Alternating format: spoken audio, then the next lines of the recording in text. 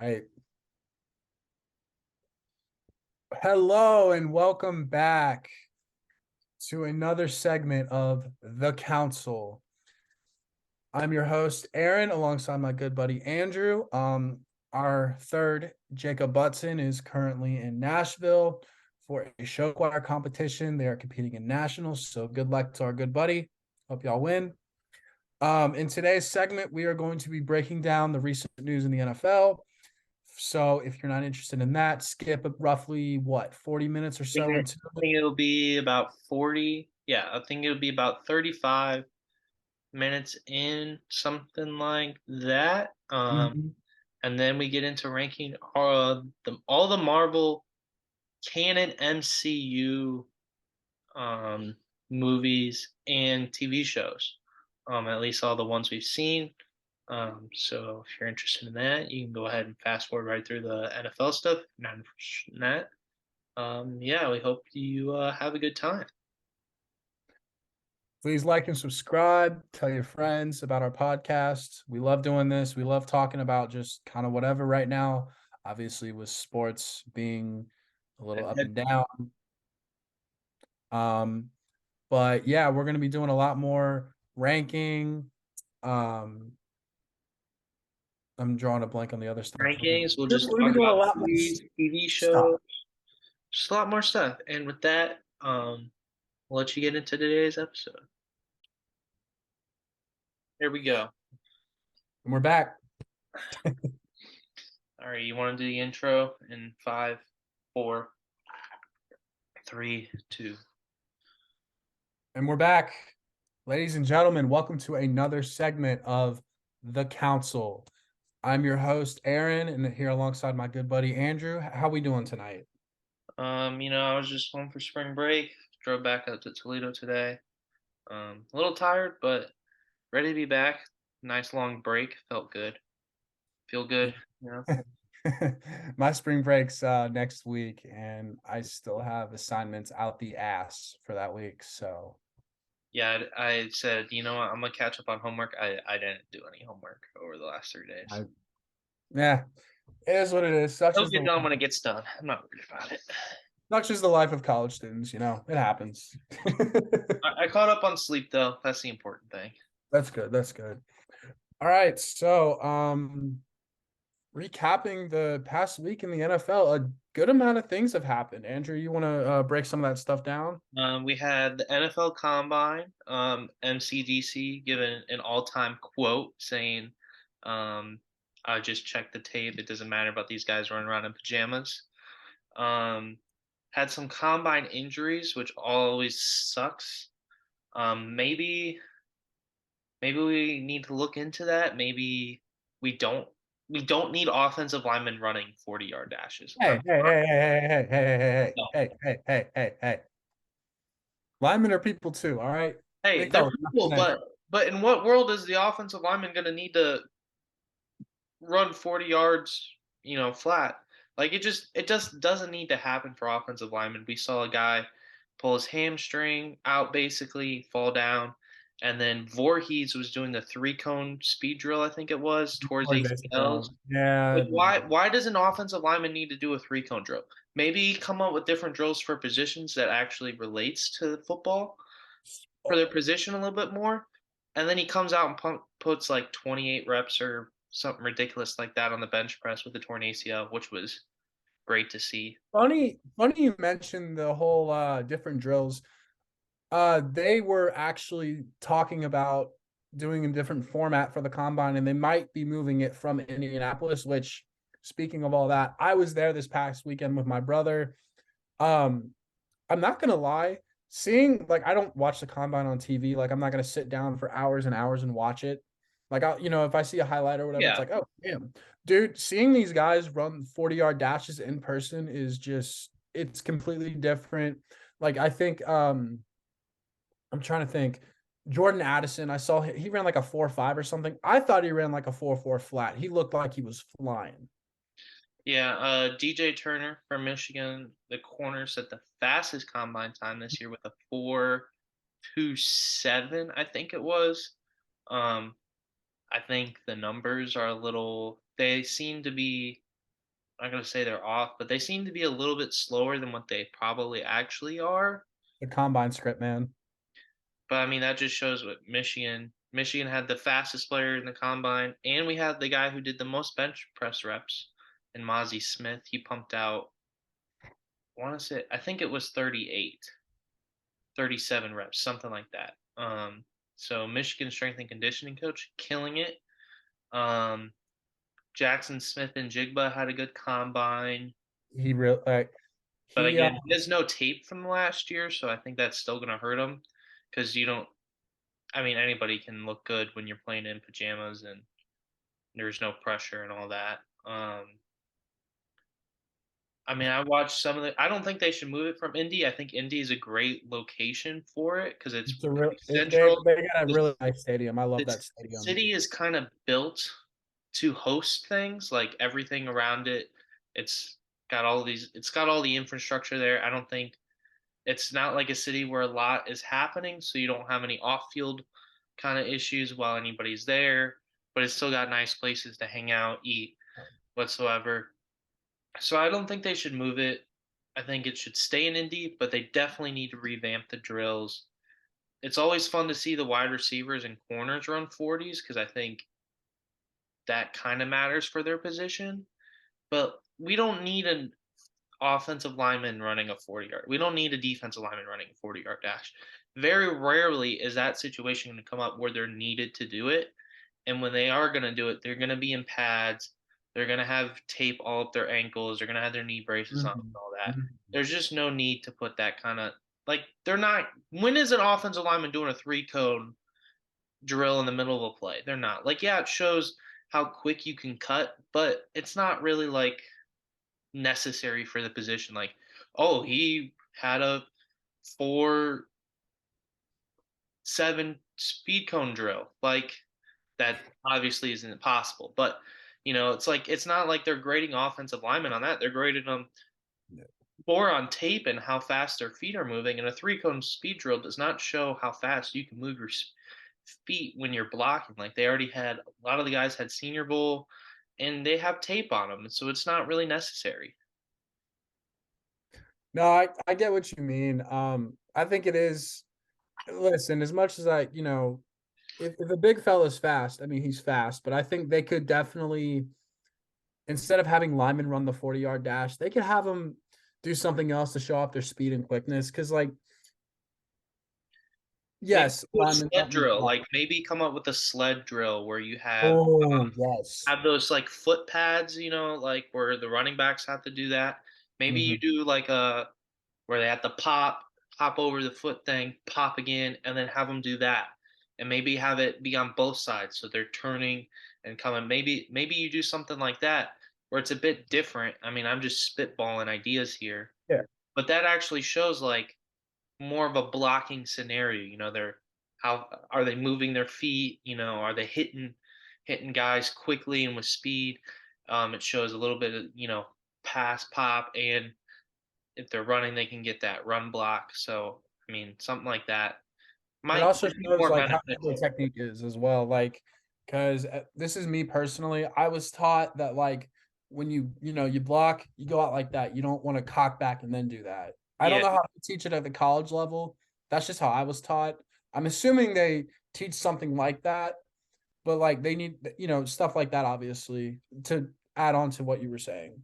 yeah, and I mean, offensive linemen are athletically gifted. We don't need that, but like, there's no need for them running 3 cone speed drills and 40-yard dashes.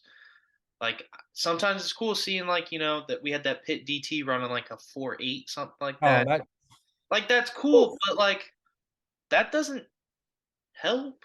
Like I'm sorry, like very rarely is he going to be running a 40-yard sprint after somebody.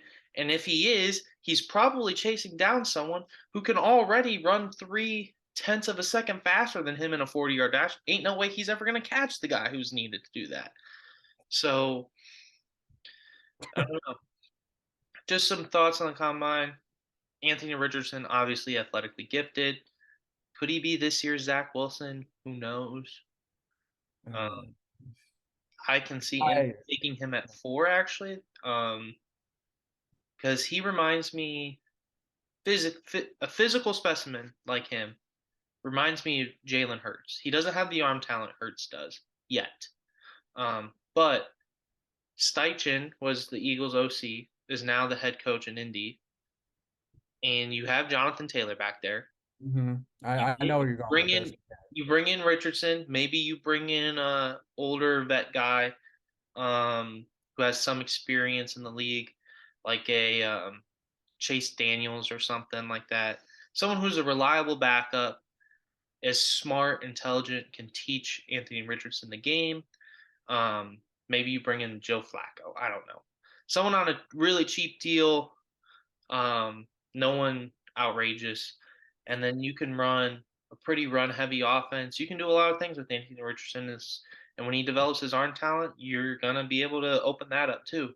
But physically, he reminds me a lot of Jalen Hurts. Strong legs, can run the ball really well. 92% of the time, they're probably going to get that 4th and 1 on a QB sneak with him. So I see Indy taking him at 4 just because I think the other two quarterbacks are going to go in the top 3. And then Will Levis, cannon of an arm.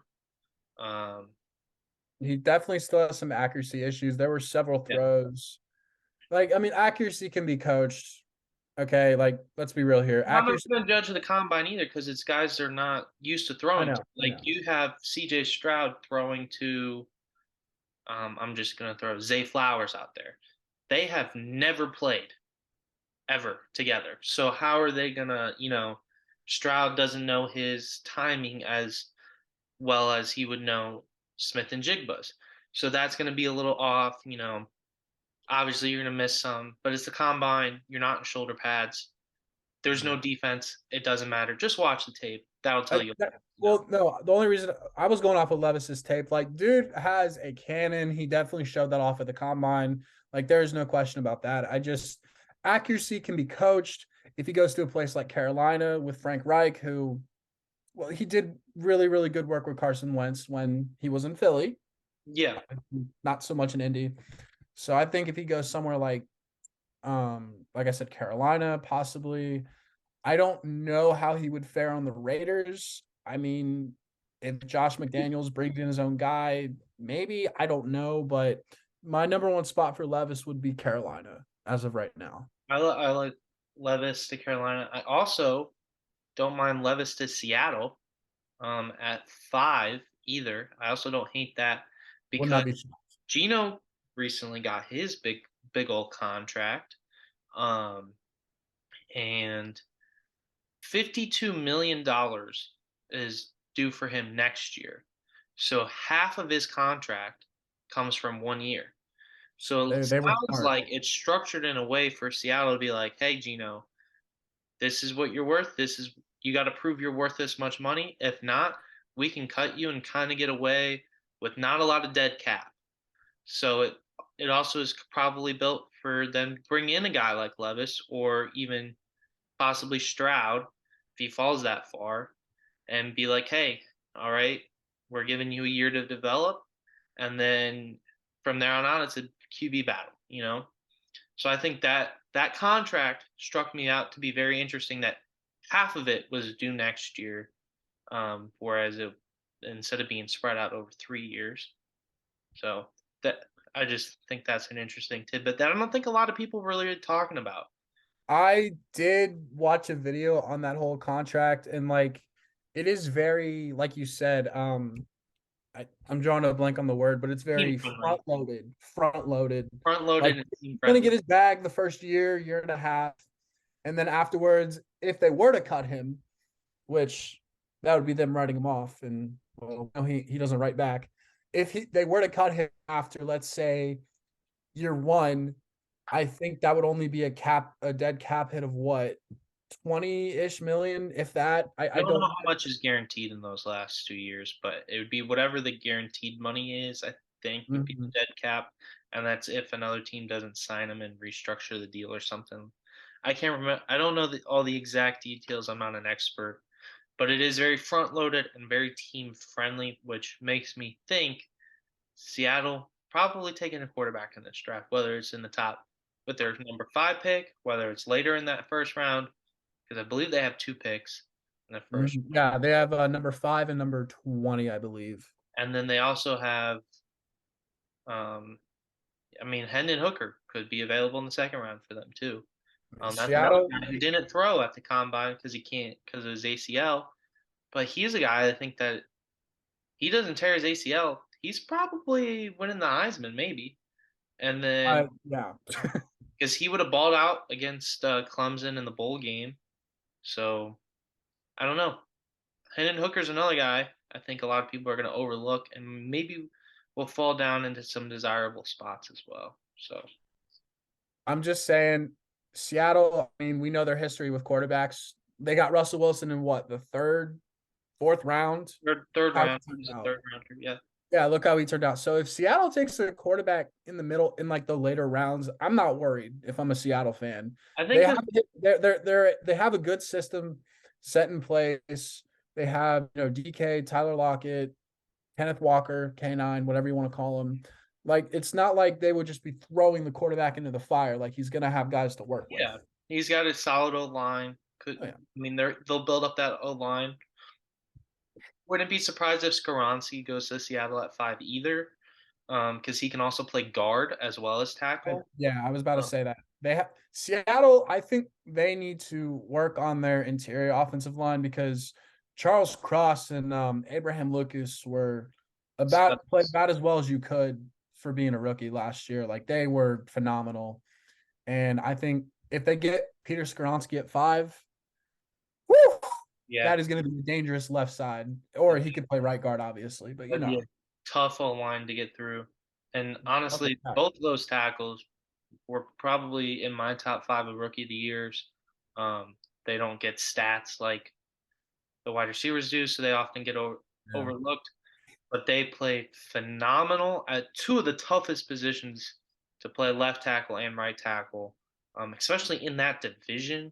Um, you got Yeah, Bosa, you got Bosa, Bosa, Donald, and then Donald, and then the Ram the Rams also have Leonard Floyd, who's pretty solid, and then JJ Watt, JJ kind of. Watt. Yeah, Actually, no, he had a decent year for his last. he actually played some of his best football we've seen in years before he retired. So that I was was going to say he didn't just go out. I don't he mean to went get off out with a topic. blaze of glory. Yeah, he went out on a high note. He went out in maybe not the prime of his career, but definitely he went out on a good note, I'd say.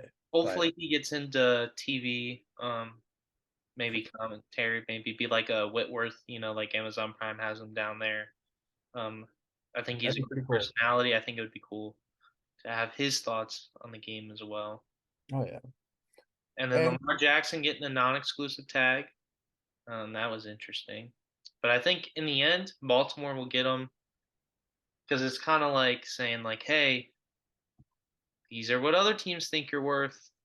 So this is why we're not that far off." And I think Baltimore might get him on a really cheap, well, not a really cheap, but not Deshaun Watson guaranteed money because that was stupid.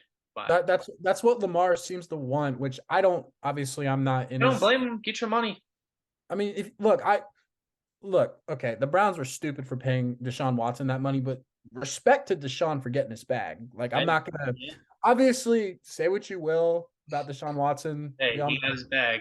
He got the the bag, man got his bag. He can pay for as many massages as he wants. and he can have the ones that do end in happy endings because he's got that money now. So he could pay extra for the happy ending, As Lil Uzi once said, "I got the money now. That's all that I want." pretty much. Oh, speaking of quarterbacks being overpaid, Daniel Jones. Yeah, four What? years, 160 million, something like that. Uh, And credit to Daniel Jones's agent for getting that bag. But I here's the thing, right? What are the options do the Giants have? You know, you're mid to late in the draft. I think they're later because they beat Minnesota in the playoffs. So they're late in the draft. What are you gonna do? You gonna go sign Jimmy Garoppolo? Is Jimmy Garoppolo that much better than Daniel Jones. No, I They would say are that much better. listen. I would take Danny Dimes over Jimmy G. However, my thing is like Daniel Jones. I mean, I thought he was really good his rookie year for what as much of a mess as the Giants were. But this goes to show that like coaching can do so much for a quarterback. Oh 'Cause yeah, I'm sure. telling you right now, if Joe Judge was still the head coach, he'd be out the door, gone. See Like, you. definitely, I don't think he has the year he had, and he played really well towards the end of the year last year. I don't hate Daniel Jones, but I mean, I think that is a tad much for only having one season. But what are your other options? It is what it is. It is what the market is. Um, Now he's got to go out and prove that he's worth that much. But there is I heavy hope he does. heavy incentive based in there as well. So I think they structured it in a way where it's not like Kenny Galladay's contract. So I was gonna say, I just I want what's the Vikings old DC name? Whatever his name is. Congratulations, Giants fans. My team's defense got your quarterback paid. If I'm being completely honest here. I'm not gonna discredit Daniel Jones for what he did because he had a great year. Like he had a great prove it year. yeah, Like he I only can had not, but had like a 1.6% interception turnover play percentage, something like that, which was like sixth highest. It was like, or it was in the top six highest of that. So he definitely fixed his turnover issues.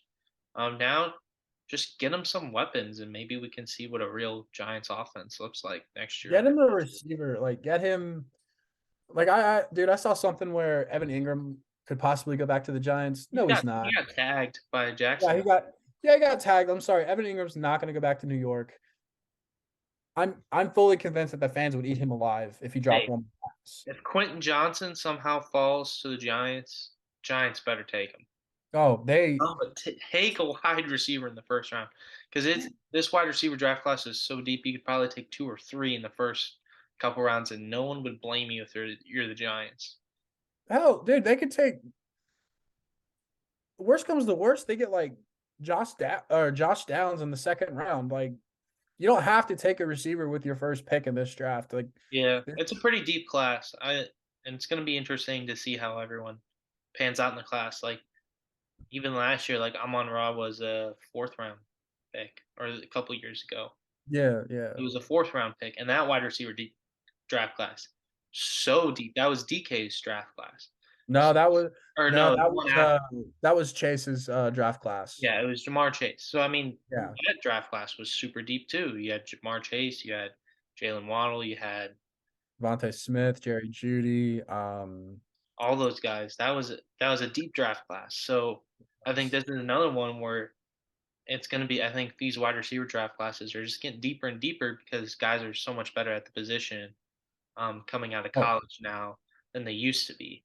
They're more NFL ready because I think college game is starting to adapt wide receivers more so to the NFL game. college teams are starting to run like a more pro style NFL friendly offense because, yeah, not all your guys are going to go to the NFL, but there's always like the four or five, or if you're Georgia, all 11 guys on the field, they're going to go to the NFL. So I think a lot of colleges are starting to, or they've been doing this for a while. They've Yeah, doing a pro style offense. I'm fumbling on my words. It is what it is. yeah. I mean, Georgia's OC going to Baltimore. They bring back Lamar Jackson. I think he's going to really bring out the best in Mark Andrews because remember, Georgia, they're not known for the wide receivers. Like, um, they I'm, run a I'm very tight end heavy offense. So I wouldn't be surprised if the Ravens go out and draft like Michael Mayer, let's say, in the first. Darnell Washington. Darnell Washington's an athletic freak of He nature. is a stud. I They, don't they, know they how good nicknamed he's him the great. sixth lineman for a reason. I don't think he's as receiver gifted as Michael Mayer, but like if the Ravens get Michael Mayer and Mark Andrews, and then let's say they bring in a solid bet wide receiver like I don't know, they bring in MVS from Kansas City, or they go and get DJ Chark from Detroit. Like they could build a really solid, scary offense, and if they can just stay healthy for one season, that Ravens team is winning the division. Like I've said it the last 2, 3 years now. Like the Ravens are winning division every year, but then somehow their strength and conditioning coach is the worst on the planet, and they all fall apart by week 8, and then they lose the last 8 games of the season. Like you can't tell me that if the Ravens were healthy, they don't beat Cincinnati in the playoffs this year. They no, I don't doubt they would have. I mean, then again, this is all just if, but Yeah, and Cincinnati still very well still could have won with the healthy yeah. Lamar. Who knows? But I wouldn't have put it past you. Like I definitely would have it's believed not it. that far of a I stretch. it, Yeah. it no it, no that is a perfectly like reasonable. I don't want to say stretch, but that is perfectly reasonable to say because if Baltimore has Lamar, completely different football game. Oh yeah, for sure. But then maybe if they do have Lamar, Cincinnati doesn't come out as flat as they did. Who No, knows? You never know. But we'll find. Oh, those teams will be matching hopefully, up in the playoffs. hopefully, I just want a healthy Baltimore Ravens team versus a healthy Bengals team because that would be fireworks. Because I think neither Lamar Jackson or Joe Burrow has faced the other healthy. Um, somehow we have because it's been Lamar beat the Bengals twice his first or second year, and but Joe Burrow was hurt, and then Yeah, Joe Burrow comes, and then Lamar's hurt every time they play each other somehow. So just want a healthy Lamar versus healthy Burrow game. I think that would be fireworks and yeah, bump we've up been the robbed. rivalry just a little bit more. Yeah, we've been robbed of Joe Burrow versus Lamar Jackson. That's just. Two completely different styles of football, but both fun to watch at the same time. Oh, I could watch Lamar Jackson highlights all day. Just the like, especially that 29, or I think it was 2019 season. The one play he had against the Bengals, which I would argue this was an MVP moment. Maybe not MVP, but this is definitely one of his moments where he literally spins out of two guys and takes it like 60 yards to the house. Yeah, that was. That I, was. I had Lamar on my fantasy team that year. That gave me a lot of fantasy points. So I was very thankful. Oh my god. Then sounds like Aaron Rodgers might be out of our division too. So it sounds like he will either retire or get traded. So it's feasting on Jordan Love season time for us now. Kirby Joseph can make another Packers quarterback his son. So Well, give my team like year and a half. We'll have a decent defense. Just give us a little, just a little bit of time.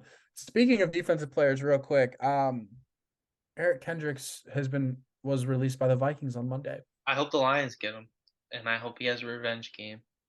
And I hope if he is on the line, the Lions make it far. Hell yeah, you know what?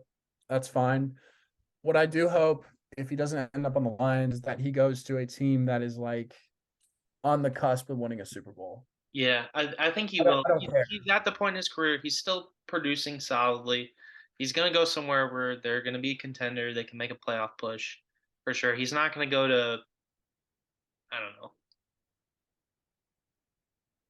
Tampa Bay. Like, they're not going anywhere this year. Like, sorry. But Them and their negative 55 million in cap, Tampa Bay is dead. Okay. They had their fun. Now they're dead. Back to old Tampa where they're the joke of the NFL. and they're wasting Mike Evans' career. Yep. So it's same old, same old. That upsets me. Stadium's going to be empty again. All Tampa Bay has now is hockey. So they're a hockey town again. Yeah. No, I just The Lightning are struggling right now, but that's another topic for another day. I don't know. I'll just say a little bit more about the Vikings. This offseason is gonna hurt. Yeah, I am you going got a lot of cap to get to make. You got to make room for. I know. You I got a lot just of old guys too. the one old Yeah. guys I could see us keeping are Tomlinson, who he's pretty good. Harrison Smith, he was making plays here and there, and I think whatever young DBs we bring in, he'd be a great mentor for them. I think you got to keep him around for that because DB is such a hard position to learn, even safety. that if you don't have a veteran in that room, it is very tough. It's baptism by fire. That's literally what it is. That's what I've noticed. From what I saw last year, um, man, oh man, do you not need that again? Because dear Lord, I just I could see I don't know, and I'm gonna cry when Adam Thielen does get cut because I know he's going to because all these guys that I'm talking about, I grew up watching them on the Vikings. Like they're like homegrown. Like we drafted Kendricks in the second or third round, and he's grown up since. Like, and yes, I blame them having to cut so many vets from the previous regime for giving all these crappy contracts. Like Rick Spielman, I love you, but you are a wanted man. You are on my shit list. You understand me? but I mean, it's also you have to think of it like it's also kind of a good thing. Like you're having so much success that you're having to make the choice between a veteran on a heavy deal versus an upcoming guy on a really cheap deal. That's a good problem to have if you're a football team. Like I'm I don't think it's a bad position to be in. Yeah, you're going to lose some of your favorite players, I know. but you're also bringing in such good talent. Like the Vikings are pretty solidly built. Um but like imagine Justin Jefferson with another real threat on the other side. Like, how much scarier is that going to be? Not saying Thielen isn't a threat, but imagine a younger guy. Like you're gonna have a three-headed monster almost, where you're gonna have let's just say for example, you guys get Quentin Johnson. Okay, you have Quentin Johnson on one side, athletic freak. Justin Jefferson on the other side, best wide receiver in the NFL. And then you have KJ Osborne in the slot, and then Dalvin Cook in the backfield. He might Like be cut that this that's a season. three-headed monster of an offense where you're going to be like the Bengals where it's going to be like who do we shut down? And if you build the offensive line right, like you're going to be able to run the ball when you want to with a good solid 1-2 punch with Madison and Cook if Madison doesn't leave this year. I And think both of them might be leaving.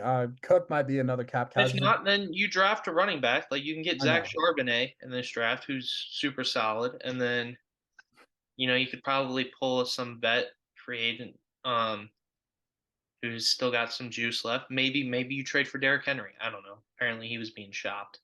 I heard I've seen multiple reports on that, but just real quick about Dalvin Cook. Honestly, I still will never um accept the fact that he replaced Adrian Peterson, regardless of how old he was. Adrian Peterson is my favorite player of all time, and I stand by that.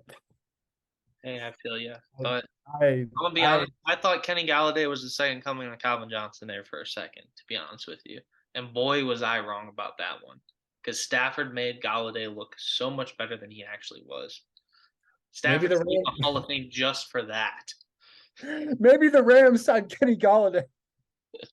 That'd be Actually, that'd be scary. I'm not gonna lie. actually, that wouldn't be the worst thing in the world. Put him on like a Stafford made Galladay worth $75 million. That's a fact.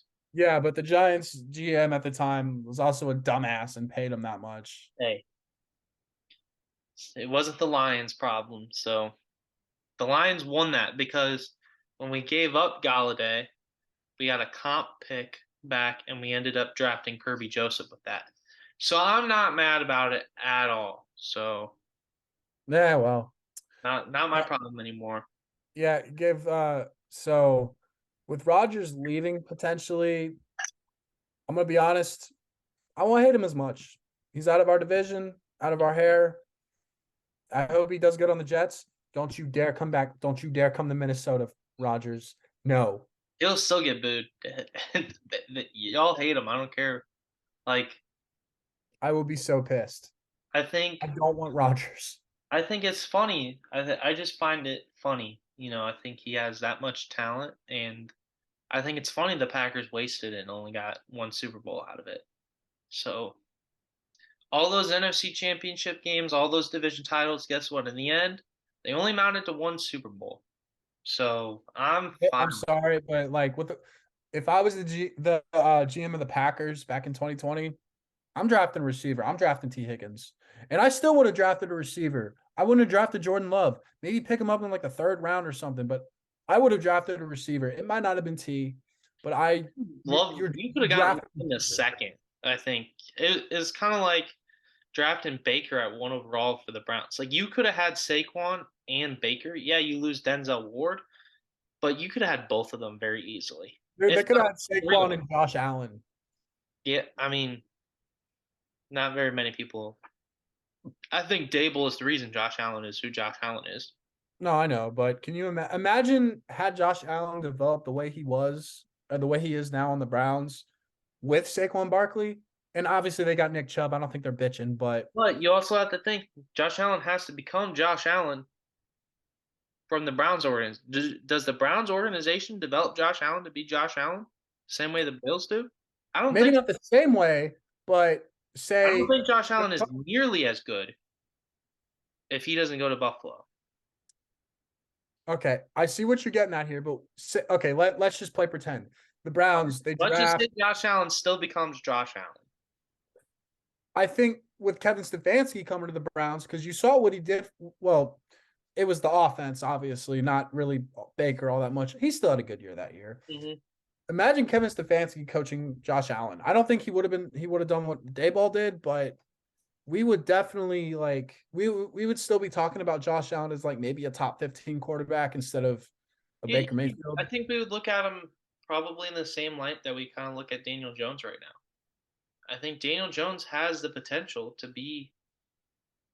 He's not nearly as good as Josh Allen when it comes to arm talent, but Daniel Jones could be a very solid middle of the road to high end quarterback where if he doesn't turn the ball over, like that's all you really need out of a quarterback is I mean, Aaron Rodgers won 2 MVPs because he just doesn't throw interceptions. Like Mhm. Cup and I will die on the hill that Cup and Henry should have won MVP the last 2 years. I will die on that hill. Hey man, Outside of Patrick wasn't in Mahomes, the NFL script. What you gonna do? I will die Oh, on that hill. dude, like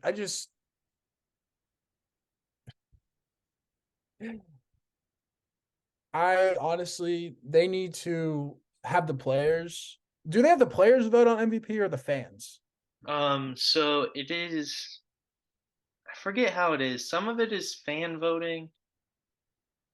No, I think it's like I think it's beat writers or something.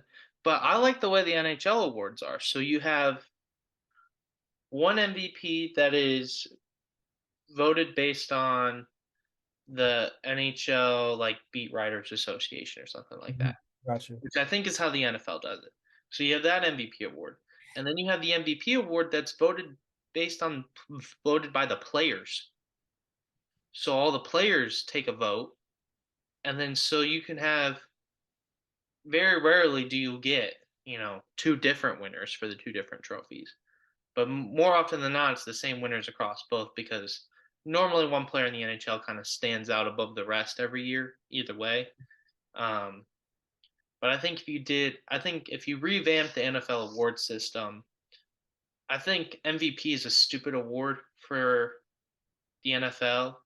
I think it's just so quarterback heavy, and how can you really say one guy is more valuable to his team in a team sport where it takes all 53, 56 guys to win a Super Bowl? Like, yeah, Patrick Mahomes, Oh, like I he's definitely think he's definitely valuable. the reason the Chiefs win as much as they do. Oh yeah. But how can you say he is more valuable? Like you can't plug. There's no way you plug Patrick Mahomes into the Atlanta Falcons this year and have the Atlanta Falcons start winning games.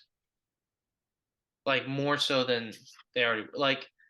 So like the NFL, I don't think you can really have an MVP because there's so many other factors around just one guy.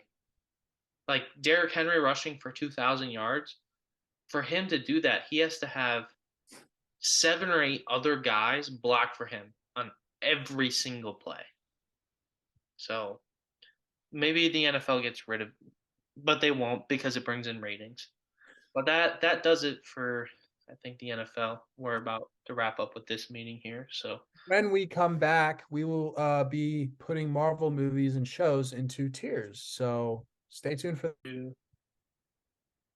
And we're back, ladies and gentlemen. Welcome to our second part of our segment. And as you can see, we got something a little different cooking up here. Today for our second half, me and Andrew are going to be ranking these Marvel movies and putting them into tiers. As you can see, we have the usual S, A, B, C, D, and then instead of F, we decided to put trash because these are the movies we wish we had the 2 hours or so back of our lives, basically. that's why we're gonna invent time travel one day, but not today. Yeah. All right, so Andrew, you want to Ant-Man and kick the us off? Wasp, the second Ant-Man movie, Yeah, Ant-Man 2. first one with titled Ant-Man and the Wasp. I I'm gonna go solid C. What do you think? For me, I it's a would C go. plus movie. But we don't have a C plus tier. We only have a C tier. So I'm gonna put it as a C tier. Me personally, I didn't love it. I didn't hate it. I thought it was good fun. Um, so that's why for me it's in a C tier. I think it's just a solid. You're not gonna hate this movie, but it's not gonna blow you out of the water. You know? The movie definitely didn't blow me out of the water. I thought the ending was like, "Hey, remember this?" The snap or whatever. I thought it was good fun to have after the emotional trauma I went through in Infinity War, even though I knew those people would be back, Yeah.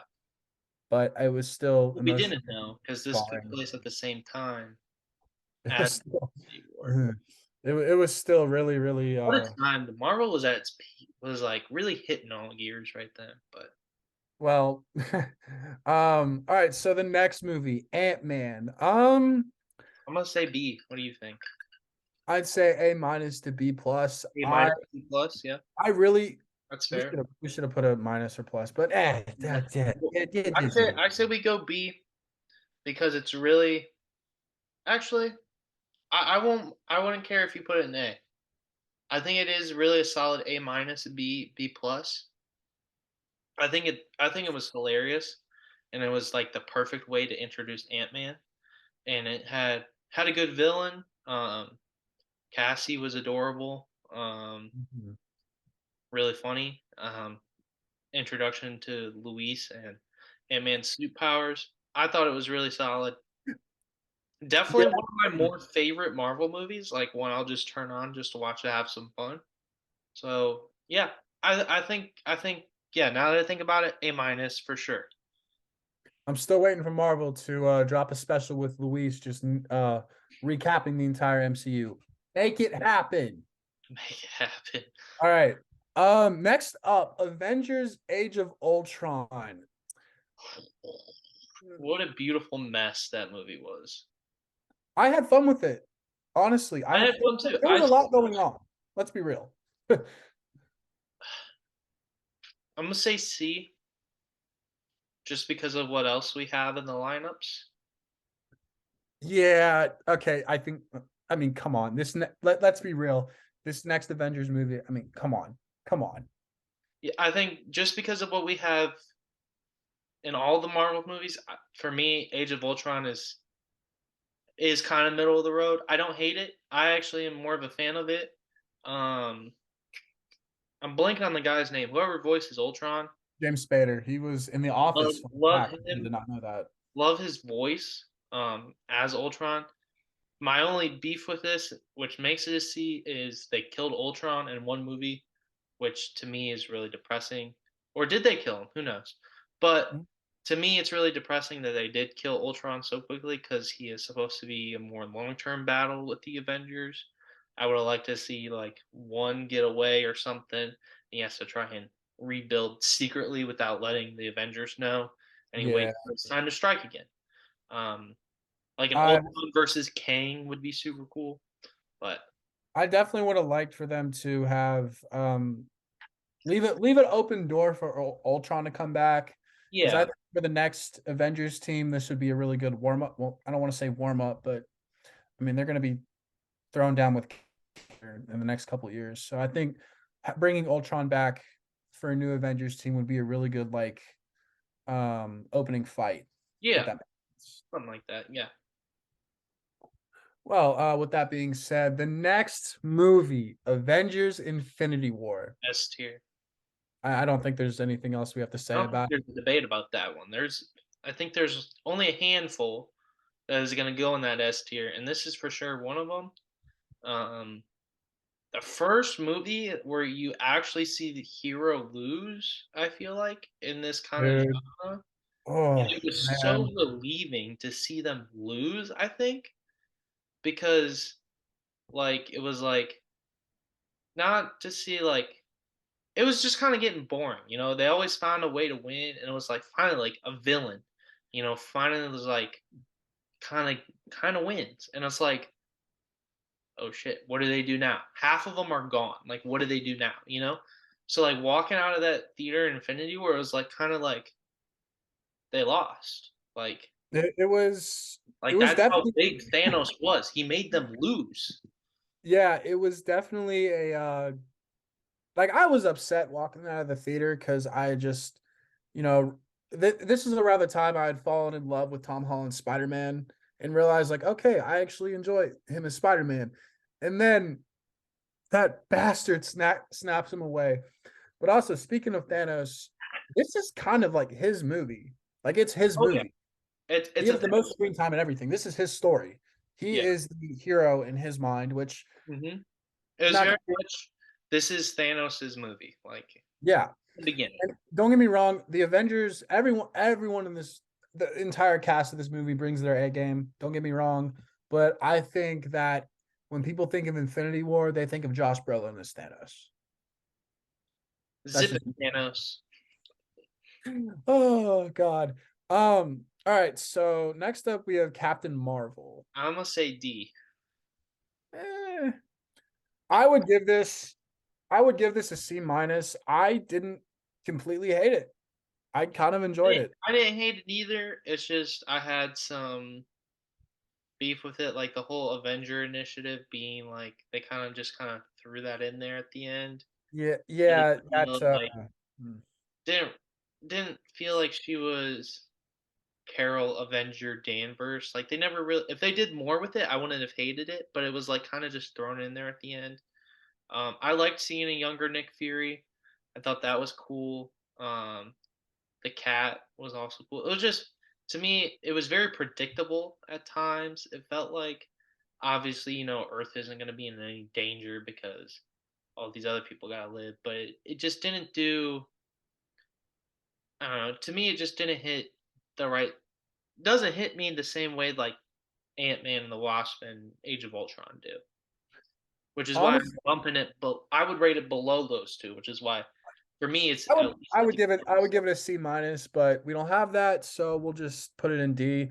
Me personally, I think if they made this movie not as like a MCU okay, a second MCU prequel because Captain America is like another MCU prequel. I mean, it takes place in Yeah. 1945. But I think had they made this like, what if they made this in between the time of Infinity War and Endgame, and then Captain Marvel gets the beep on her pager, which yeah, that would have kind of came out of nowhere because everyone would be like, "Oh, what the hell's the pager?" But you got to remember the post credit scene in Infinity War, be the pager, like Yeah, it we would had have no idea connected a little better. what that was, yeah. Yeah, I That's think it fair. would have connected better. I But I think if it was going off of that, I think if they kind of flashed back to her origin uh, and then like they cut forward to, you know, her seeing all the other planets get snapped so we can kind of see it on a more global effect, maybe it would have had more of an impact. And if it did do that, that probably would have been an A tier because I like the Captain Marvel character. Um, it's just the movie, the way it was set, it was like everyone's gonna be fine. We know who Ronan is already because of Guardians. It didn't do anything new for me, and it was just kind of in a weird spot when it was released. That it was like, eh, I got to be honest, this movie kind of ruined Ronan for me. I always thought he was kind of a whiny little bitch, and this movie cemented that for me. But I enjoyed Brie Larson. I think she's a good actress. I thought she was good as Captain Marvel. She could have showed a little more emotion, but I think the state that her character was in, it kind of made sense. But I'm not a movie critic, so what do I know, right? Yeah. I mean, these are just our personal rankings. I think it's a very C minus D plus type of movie. Oh yeah. But I would definitely rate it below the ones we have in C tier right now. Oh yeah. Next movie, Captain America Winter Soldier. A plus. I agree. I'm Next tier. I'm Next hesitant. tier, I you would gotta think. almost put this in S tier. This is one of my top five personal favorite movies, but I'm not gonna put it in S tier because of some of the other movies. But this is very toe the line, like A up plus. there. Like the fight scenes, awesome. Bucky, like we had no idea Bucky was even alive, and then No. he just comes out of nowhere, catches the shield. Like this movie was so good on so many levels. Um, I remember seeing this in the theaters when I was like, helicopter scene. oh, dude. Dude, I remember seeing this when I was in like 13 in theaters, and I'm just like, oh my God. It was so good. Like This movie is kind of what really made me realize as like a teenager, like, oh my God, Hydra's been lurking from the shadows the entire time. and then you see this one, the senator, he's in Iron Man 2, and like watching that back, and I was like, oh, he's been Hydra this whole time. That I, like it tied back. Like this was Marvel at its best. I think this is when Marvel peak Marvel, where this like they is were tying stuff in. They were, they planted the seeds earlier, and you got to see them kind of come along, and they were putting stuff in the line. Just great movie all around. Um, Top notch, A plus, S minus, but right there, but just not quite S because of the movies. I oh, think we're both gonna put up in that S tier. speaking of Captain America, we got the first Avenger. Thoughts? Um, I think as I, well. I think they I really can get nailed down all with the that. Captain America movies. Um, this one was also really, really good, but again, it's like you kind of walked in there knowing they're not going to kill Captain America, so it wasn't like The stakes were not the like stakes high, were like still everyone high, knew. but it's like you kind of. For me, I actually saw this one after I saw Avengers because just the way I was kind of introduced to all the Marvel movies and the way I was kind of showed them, I didn't have a choice in the matter. So I kind of knew he was surviving. So for me, it's knocked down a little bit. Still a solid movie. Love watching it. One of my, again, they nailed the Captain America movies. So definitely A plus, S minus. The funny thing is, when I saw this movie, I didn't know Marvel was setting up their own cinematic universe. I thought this was just another solo movie.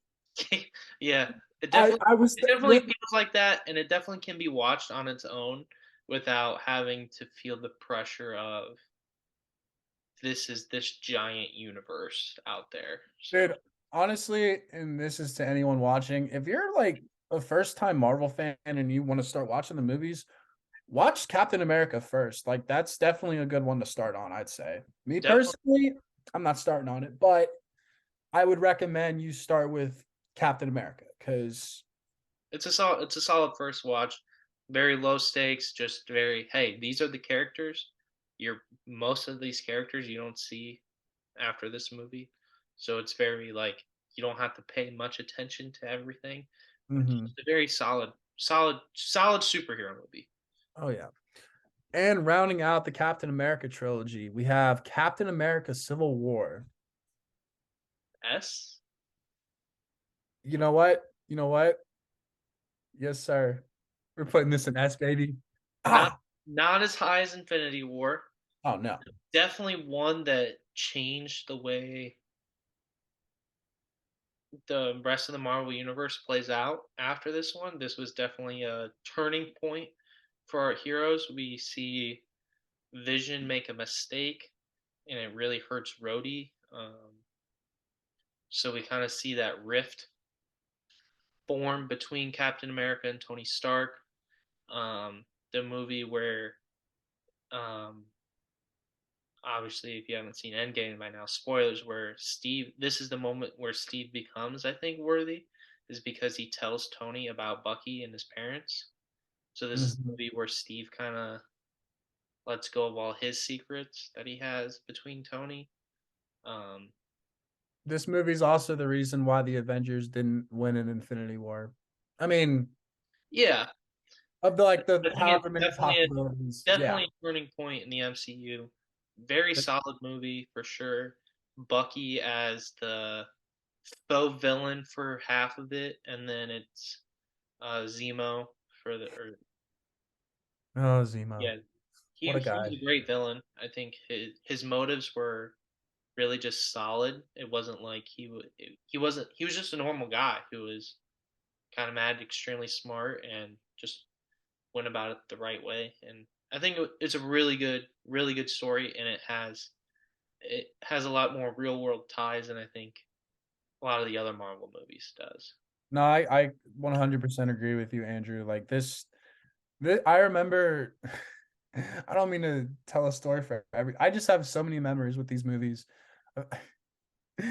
My high school teachers are gonna watch this, but if they do, they're gonna laugh their asses off. I skipped class, hid in the bathroom, and waited for the trailer for this movie come out. And I remember seeing at the end of the trailer that Spider-Man was gonna be in this movie, and I let out the biggest, "Oh I shit!" wish that's my only gripe with this is I wish they didn't I reveal know. Spider-Man in the trailer. Like imagine theaters like just Spider-Man, whoosh, like Yeah, that would have gone nuts. and no, I love the way they introduced Spider-Man because he's just kind of there like, "Hi." And then Bucky loses to him, like that arm grab scene. He's like, that just shows how strong he is. Like as a 16-year-old, he's just like, you have a metal arm. Oh, that's so cool. And Bucky's like, how are you doing this? Bucky got knocked down a few pegs because of that. Yeah, for sure. No, I Civil War is one of my favorite movies of all time. A lot of Marvel movies are my favorites, but this one is like up there with Infinity War and Endgame and Mhm. oh man, I love this movie. Um Black Panther gets introduced in it. You see Black Panther for the first time. God, I just See his. I have no gripes with this movie. I really don't. I don't need. This is one of the very few Marvel My movies only that gripe is because they showed Spider-Man in the trailer. Like, that's it. well they had to do something. I mean, because people were gonna No, I come out. don't think they did. I don't think they did though, because they showed Black Panther. I think that would have been. I think that would have been because we didn't know anything about Tom Holland's Spider-Man yet. Like we didn't even have Tom Holland's origin story movie yet, or his origin I'm trilogy. still confused on some of his origin though. But you know what? If Marvel wants to do things differently, go right ahead. All right, moving on to Doctor Strange, the first one, I think this is gonna be the first one in B tier. Me personally. B tier. Yeah. For B me, plus. I would say A minus, but I'll give you B tier. I'll give you B tier. The humor is very well placed. Dormammu, I've come to bargain. Uh, him doing that over and over again, that was hilarious. And then Wong, he doesn't get Wong to laugh up until the very end, and I I think that's love Wong. funny. That's my guy. Very solid. Just I think it does get confusing with the multiverse being introduced and the magic and all that. This is our first step into that sort of world where we do Oh have yeah. magic and all that. I Um, didn't even think about that. because this was that I first always movie and thought it was really trippy at the time. Like first watch, it was really trippy, but rewatching it over and over again, it does, I think, move up on my personal list. But I agree with you. Solid B movie. Definitely do not recommend for a first time Marvel movie watcher. Like get especially through a if couple you're other movies first. So yeah, especially if you're doing some kind of psychedelic, but yeah, if don't do this on LSD. don't do it on acid, LSD. Aaron Rodgers, I'm looking at you. Peyote. Just, um, T, don't remember what it's called. That's not important. Moving on to my personal favorite, Avengers Endgame. S tier. Oh Throw it my there. No God. further discussion. We know great, No, remember, great quick. masterpiece. Just real quick. Remember, we would Snapchat each other back and forth, like, bro, when the fuck is the Endgame trailer coming out? That was that was a time to be alive right there. Dude, no. Fun fact, I saw this with one of my good friends. So I went to opening night, saw it again with one of my buddies I worked with, and I got home at 3 a.m. and I had prom the next day. So that weekend was just incredible. I remember Incredible seeing weekend. it. I did not cry the first time I watched it.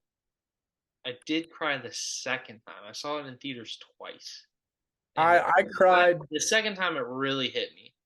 I was dude. like, damn, like Dude, I'm that. getting emotional just thinking about it. Such the Captain America picking up Mjolnir, like, oh, Mm. I will say Thor's this. about to eat it, and you just see the hammer lift, and it's like, what? And then it's like, boom. No, I used to pretend at Coney Island that I was catching Mjolnir with one of those height sticks.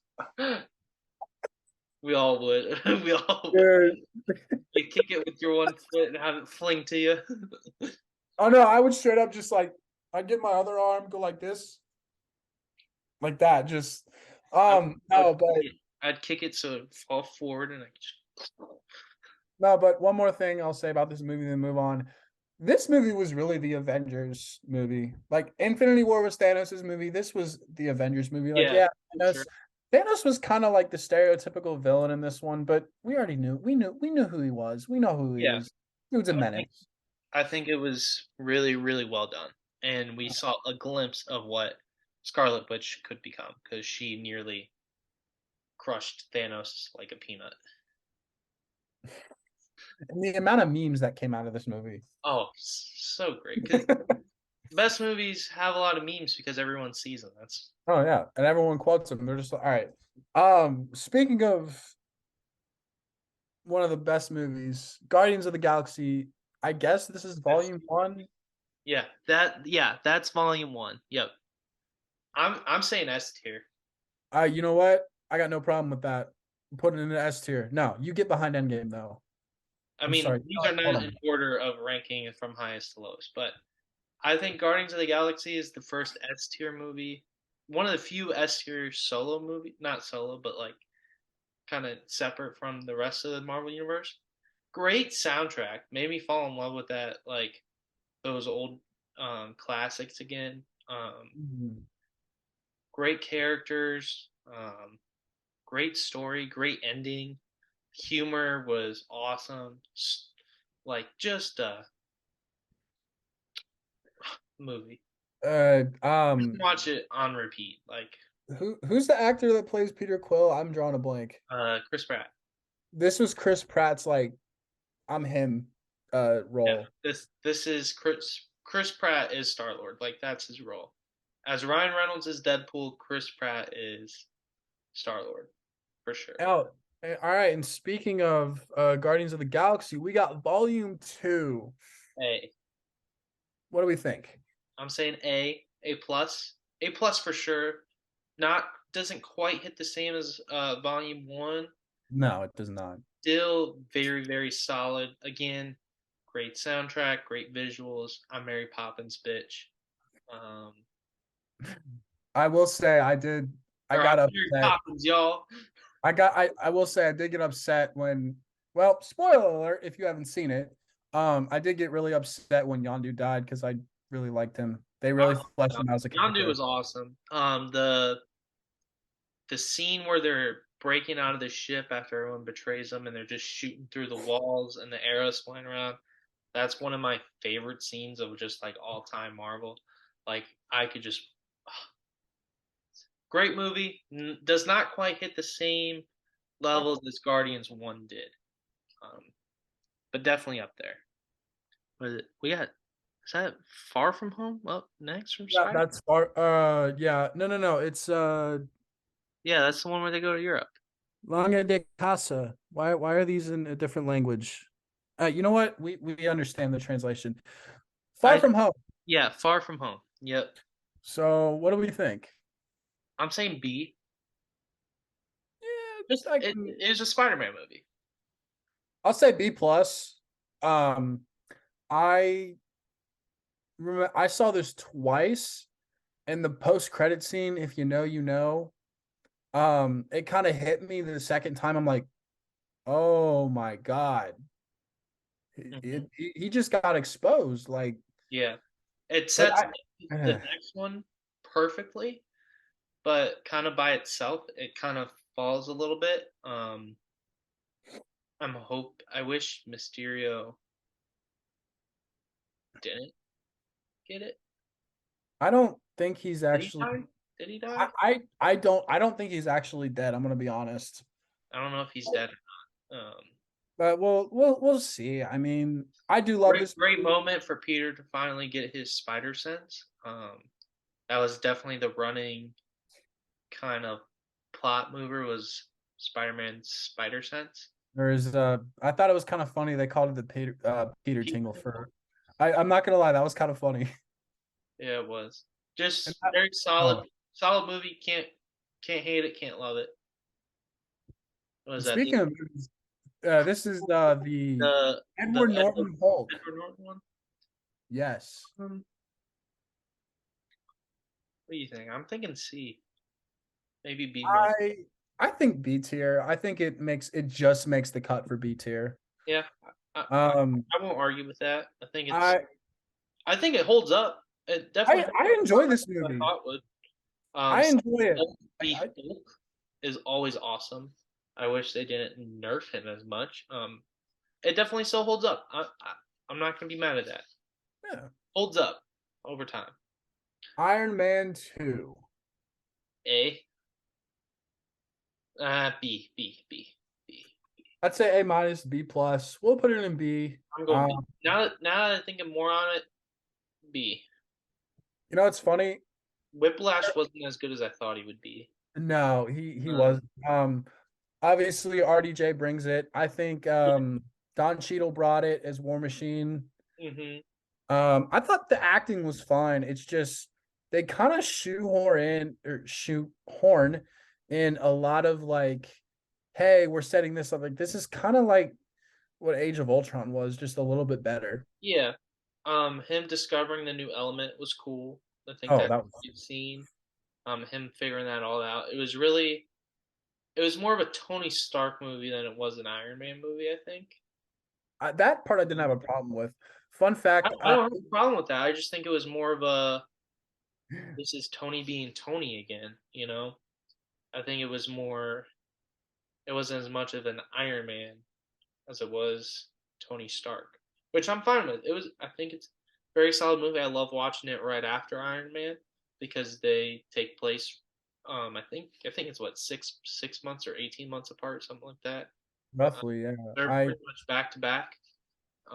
Great watch. I don't have a problem with it. I mean, It's just not my favorite. I yeah, wouldn't. no. I would rather watch the other movies over Iron Man 2. I think. Speaking of Iron Man, we got Iron Man 3 up next.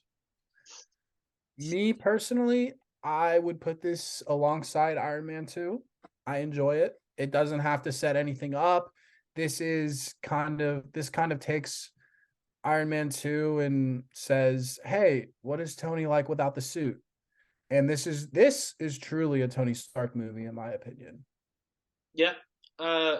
Yeah. I just throw it in B. I'm not going to argue with that.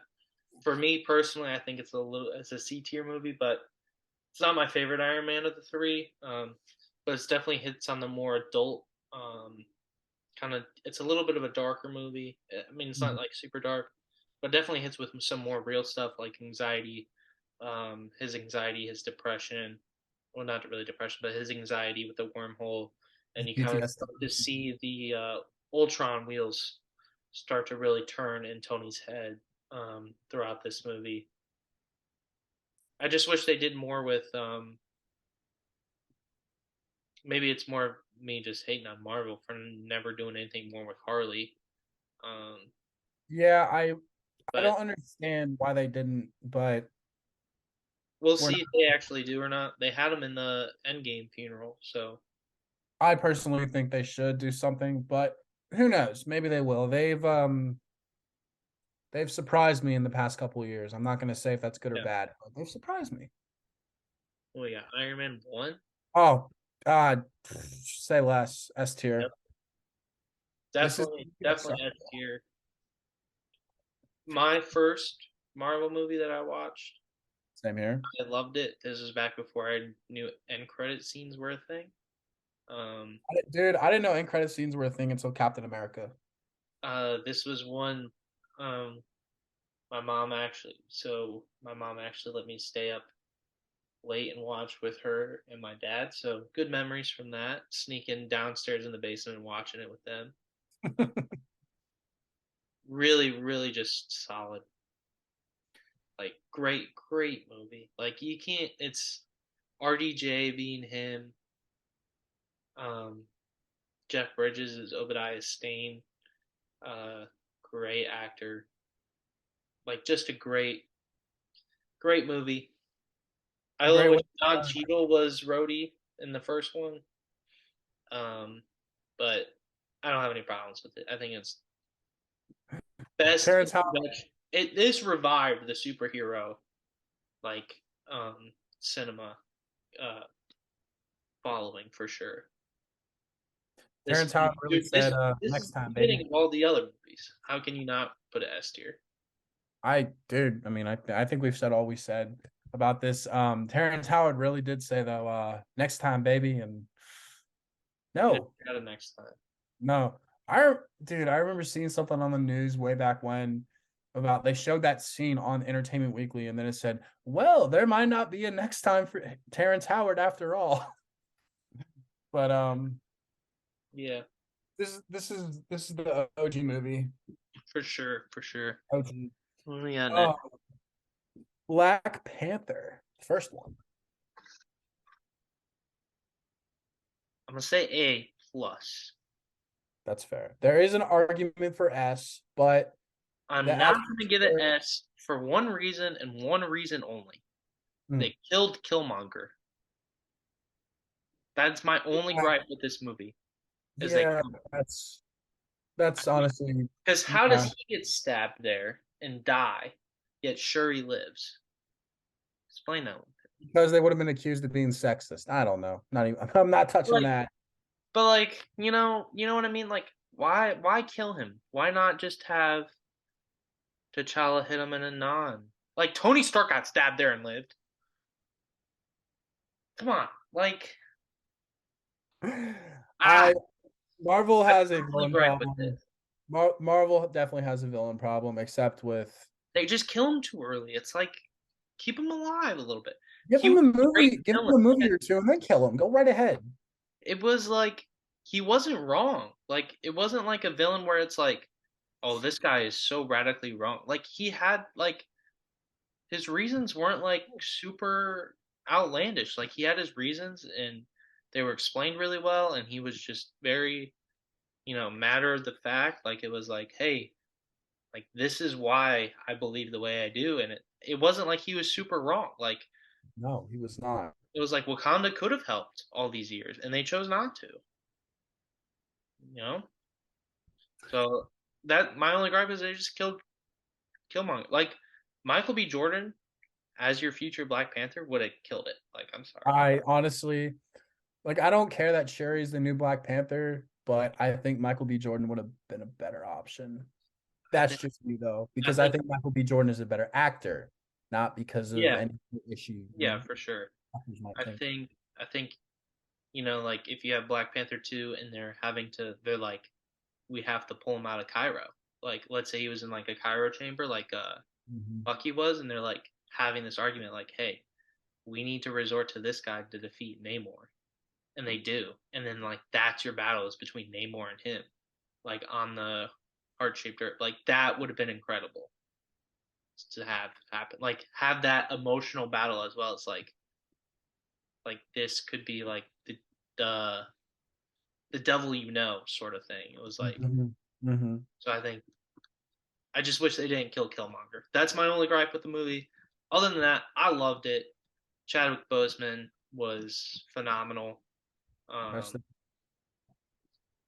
the, that's my only that's again only knock from why it's not an S tier. Moving on. Uh, Spider-Man: Homecoming. That Homecoming, yeah. I'm gonna throw in B tier as well. Yeah, that's fair. Very I very solid introduction to Tom Holland's Spider Man. Michael Keaton's Vulture. Michael Keaton, great actor. Um, love Keaton. him Can't wait to see him in the that Flash. car scene with the light when the light changes and he like figures it out that like, oh, he's the guy who's been bothering me. And like Mhm. that at that moment you are actually fearing for Tom Holland's Spider-Man's life. You're like, he could just right there in the car right now. Like that is like that scene really just makes this movie what it is. Um, other than that, it's just really a solid introduction to our new Spider-Man. My only issue I have with this movie is that like he keeps using Tony as a crutch. Yeah, Like I understand like after this takes place after Civil War, so I mean he's going to like it makes sense for the story, but like my problem is like, dude, you gotta grow on your own. And I think they do a good job of going that route in Far mm, From Home and No Way Home. I think they do a great job with that, but they could have done better with this one. But I enjoy it. I definitely rewatch it from time to time. But anyways, Thor 1. see, it's just a very bland movie. I don't hate it. I don't love it. I don't mind it, but it could have been better. Uh, I It's mean, not like it doesn't blow you out of the water. no. It's I, cool to see Chris Hemsworth jacked, but I mean, I like the. They didn't really. I don't remember if they dove into the mythology of it like. really didn't. It was him No. stuck on Earth, and it was Loki kind of taken over. Like I think the Dark World did more with the mythology of it, and Ragnarok did than that. It was just like they definitely could have dove more into the mythology part. But other than that, I don't hate it. It does set up like this, like hey, there are other people, and we are our best heroes are insignificant to them. Mhm, Yeah. mhm. Well, We're gonna have to come back and finish this. yes. Yes, when we come back, we will finish up this tier list. So stick around. And we are back. We're going to be finishing up our tier list of Marvel movies. And with that being said, Andrew, what do we think about Thor: The Dark World? D. I think that's being generous. I don't know, It's man. not trash because I actually kind of enjoy the Dark Elves, like learning about them. Okay, I was But gonna say. man, is it rough. Um, that's the only saving grace is we get to learn a little bit about the ether and we get to see more the aftermath of Thor 1 and kind of like the convergence and jumping from different realms. I think Yeah. there's not much keeping this above trash other than what will be in trash for me. Well, with that being said, rounding out the Thor trilogy, as I've said with the other ones, or no, Yeah. quadril, whatever you want to call it. Well, yeah, it has four now, but Yeah. the original. What do we think about Ragnarok? Do we put it in S tier? Is the question. Mm, I'd say no because I really wish that Hela somehow was alive. I'm dead. She's not? No, I don't. Okay, I don't believe she is, but I will put it in A. I won't argue with A. I think it's an A plus plus movie. Um, yes. I would put this in A plus, which note to self, next time we do a tier thing, make it A plus. At least for stuff like well, this. we'll come up with different ranks than A, B, Oh C, yeah. and D, but definitely an A plus movie. Um, very it was different and it was funny and Fun. It was colorful. it It was was good and it it was had good humor. colorful and the CGI was great and the adult humor in it was funny and it was just like Thor, what is Thor without his hammer, and then he loses an eye and then it's like the immigrant songs bridge smashdown scene was awesome. Korg was hilarious. I want to see Luis and Korg just recap the MCU. Marvel, make it happen. Just do it as like a little special thing on the side. Uh, Yeah. I mean, you could make it into episodes, but I don't know how that would work. just do like a 30-minute episode of Luis and Korg somehow. I don't know. Definitely up there. Uh, for me, it's not better than the ones we have in S tier, but it's definitely top of the A tier. There's an argument for S, but There is, but it's there not. S tier is there for a reason. We can't just put everything in S Yeah, tier, yeah. unfortunately. As much as I would love to. And speaking of S tier, Avengers 1. Throw it up there. Fuck it, S tier down there Start somewhere. of it all. Actually, I gotta put it next to Yeah. the No, the just other one. keep it This together. doesn't mean I think it's better than these three. Yeah. It just Um, right. definitely up there. Great movie. Got to see, them kind of really come together as a team. Um, Fury, my favorite line in that movie is, I heard the council's decision, but given that it's a stupid ass decision, I've decided to ignore it. Oh, Sam L. Jackson, never change, man. You are awesome. Only he was allowed to throw a motherfucker in there? Well, they're allowed one F word in a PG-13 movie. That would have been the perfect time. Motherfucker. I'm sick. Or I'm sick of these motherfucking nukes in this motherfucking city. Okay. All right, moving on. This one is very controversial. WandaVision. Um, okay, so I'm gonna propose something. Let's skip the shows Oh. and come back to them because I feel like you can't rate the shows the same way you do the movies. Yeah, that you know what? That's fair. So let's come back to the shows. We're gonna skip them from now, and we'll come Okay. back to them. I respect it. Shang-Chi. I'm gonna throw it. I'd put it in A personally. I love this movie. I have this aside from Infinity War and Endgame has probably been the one I've rewatched the most, and that's saying a lot. I really enjoyed it. I'll just throw it in B tier because that third act is rough. Like it just felt so out of place almost. It was like kind of forced. It was like when I really start to notice Marvel's third act problem. But other Yeah, than that's that, it's a great movie. I thought it was really cool. New culture, new stories, new characters, the Ten Rings. I thought it was great. I thought it was funny. It's just that third act just felt really out of place, kind of. Felt like a little bit forced. It doesn't like like it's cool seeing a giant CGI dragon get beat up, but it wasn't really needed.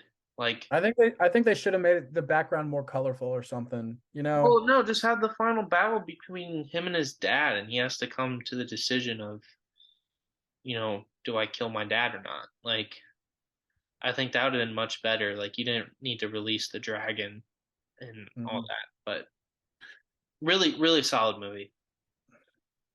Black Widow. This is our first trash. I I'm gonna I say D only because Florence Pugh saves it.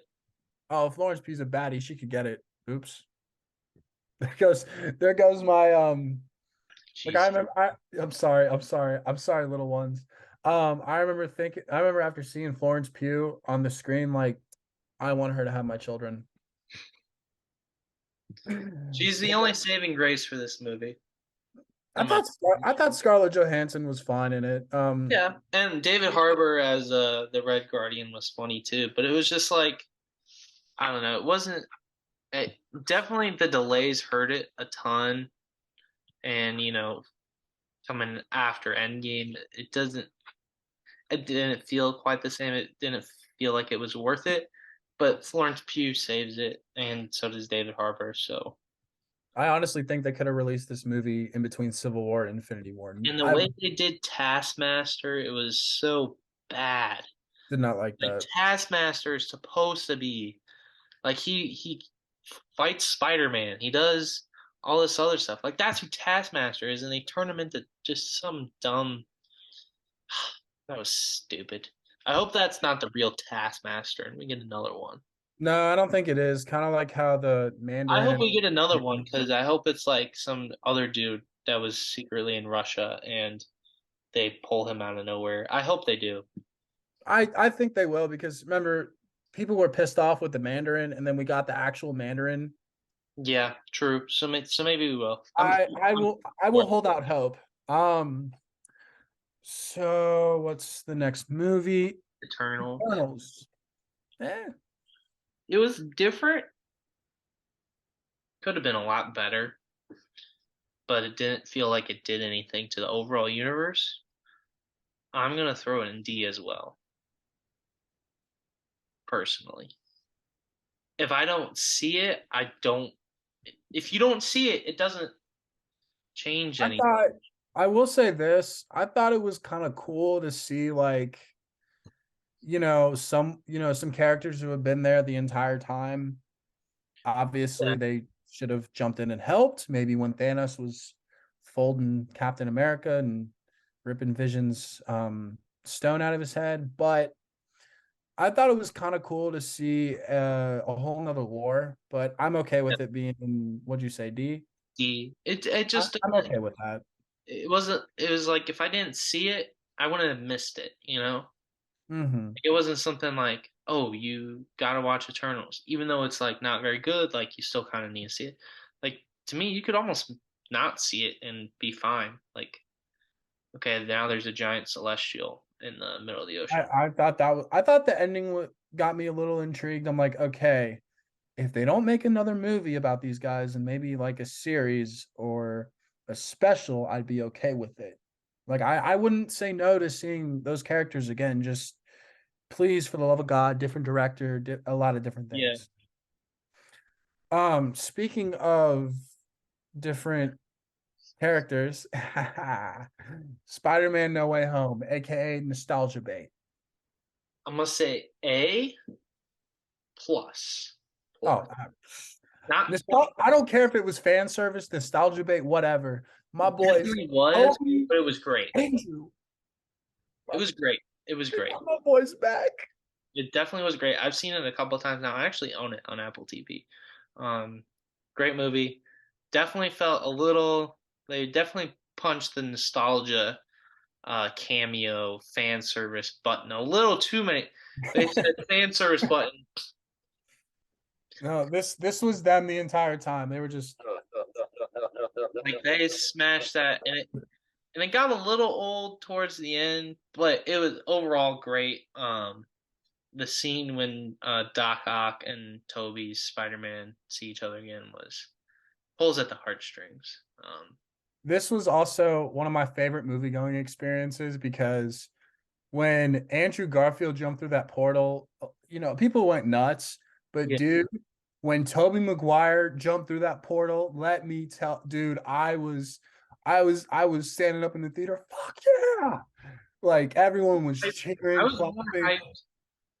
I was more hyped for Charlie Cox's Daredevil than I was the Spider-Man because I could kind of see the Spider-Man coming. Like everybody kind of knew it was coming. Oh, come on. Tell me you weren't excited though. I was excited, but I was. It was definitely like I definitely loved the Easter egg of Charlie Cox's Matt Murdock in there I was happy to see him back. I like Charlie more so Cox. than the other two, just because it was like everyone kind of knew that they were all three gonna be in it. Like it was Oh, pretty obvious. yeah, it was, but dude, dude, that the portal scene, well, not the one at Endgame, but the introduction of or reintroduction of Toby and Andrew, that scene, I That was go back great. and watch that scene sometimes.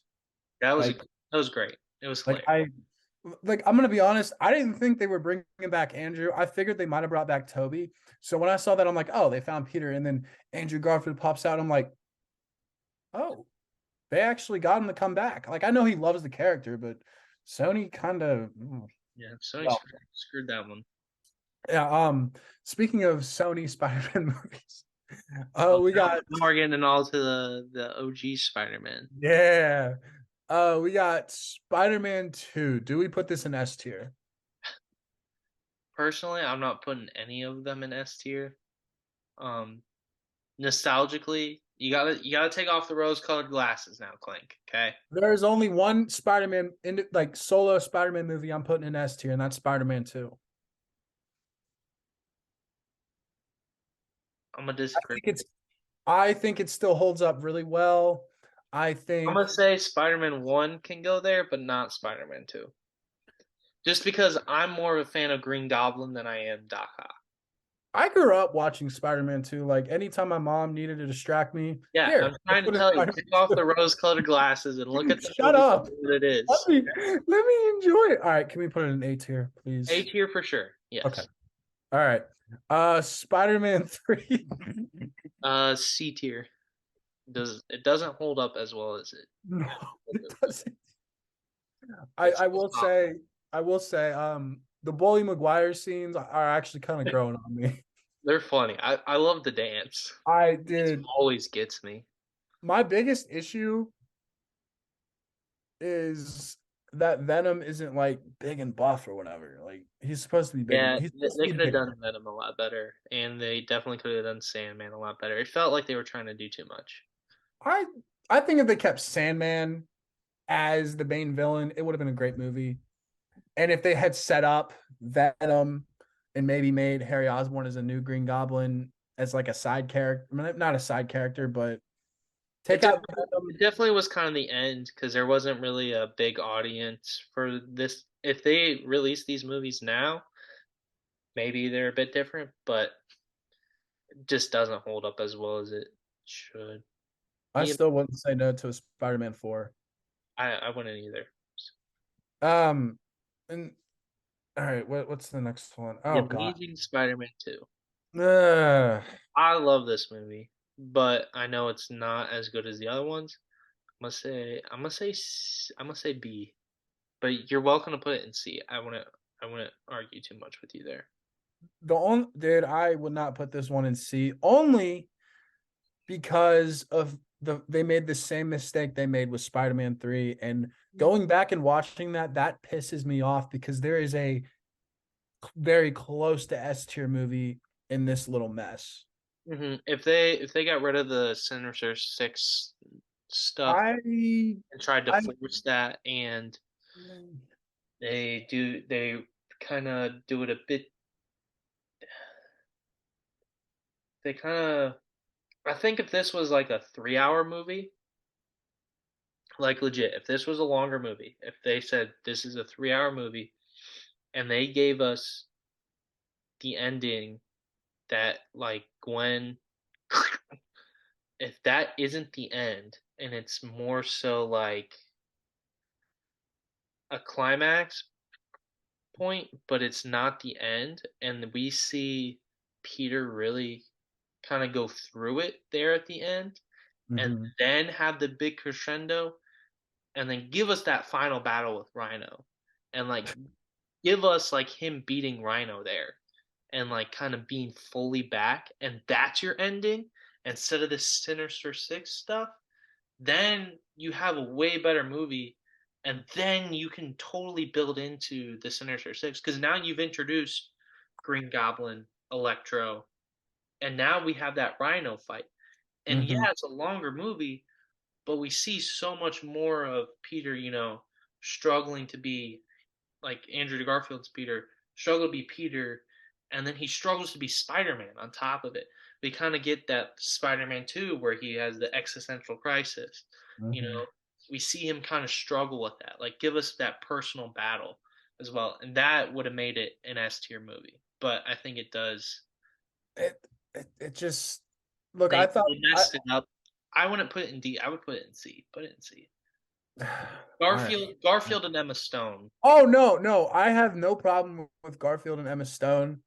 They saved I'm the movie for sure. I tear up every time I see Peter realizing, oh my God, I killed Gwen. And he obviously he didn't. I'm not gonna say he did, Yeah, but he just didn't save her. and I honestly I would love to see a Sinister Six movie. I don't know how the hell you do one, at least now. We'll see. I don't know. They could be trying to build up to one, maybe, but that's besides the point. The Amazing Spider-Man. I'm gonna say A. I thought it was a great movie. I this was like I didn't realize that this wasn't, Tobey Maguire, but I still loved it. His suit, I think Garfield's suit is so much better than I think the other two Spider-Man suits. It just looks so much cleaner, I think. And like the tinted It sunglass looks kind of vibe to the it eyes, looks handmade. Like it looks handmade. like Where it just looks so cool. Like Toby's definitely it's very comic accurate. I guess it's not super comic accurate, but it's very like you can definitely see the inspiration. But Garfield's like you can see him like go with the tinted visor so that the sun doesn't get in his eyes, and the web swinging scenes so good in this movie. Like the camera shots and the CGI, like they definitely killed this movie. Um, I just wish it got more love than it did at the time. I think a lot of the problems is people listen to the minority. Like when you have a majority saying it's bad, but I think when it's the minority speaking out louder than the majority, I think that really kills movies' confidence, and yeah. that's kind of forced them to rush Spider-Man 2 a little bit. Um, I think if you release these movies now, Spider-Man, the Amazing Spider-Man definitely gets a ton more love, and then they do the Amazing Spider-Man 2. If like Kevin Feige was in charge of these, Oh, dude. The Amazing Spider-Man 2, a 3 hour movie, no complaints. But definitely A tier movie. I loved it. I enjoyed Very it. The funny thing is about Amazing Spider-Man 2, there was a lot of studio interference. So I apparently Mark Webb has a full cut like of his actual movie, like without Sony interfering. give Yeah. us give us the Zack Snyder Justice League cut. Like do it, please. Give it to us. All right. And speaking of The not OG, the OG. We're throwing that in S tier just because it's the OG. yeah, fair enough. Well, It still holds up. It's funny. The memes are I great.